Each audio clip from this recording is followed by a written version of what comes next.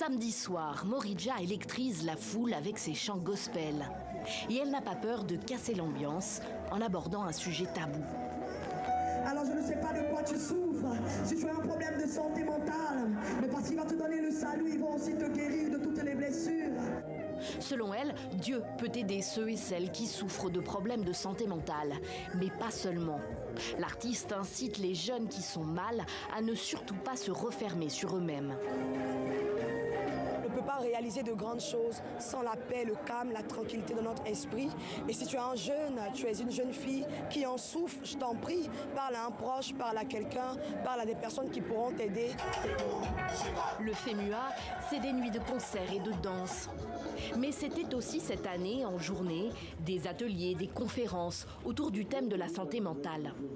Des rencontres auxquelles ont participé artistes et professionnels, comme cette éducatrice spécialisée formée au Canada qui constate que les besoins sont criants en Côte d'Ivoire, en particulier en direction des jeunes.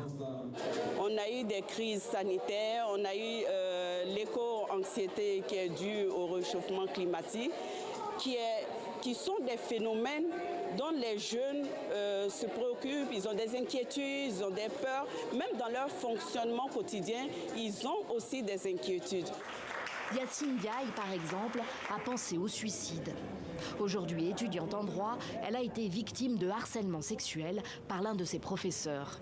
Je sombrais dans une dépression parce que c'était accompagné de menaces, de si tu ne fais pas tant, je vais faire de tout mon possible pour que tu ne puisses pas valider ton année.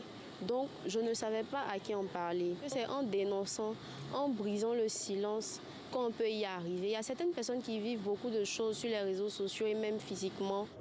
Parler est essentiel, mais la santé mentale est sous-dotée en Côte d'Ivoire. Les investissements y sont bien moins importants que pour les risques majeurs en santé physique, comme le VIH, le paludisme ou la tuberculose par exemple. Seulement 35 structures spécialisées existent dans le pays.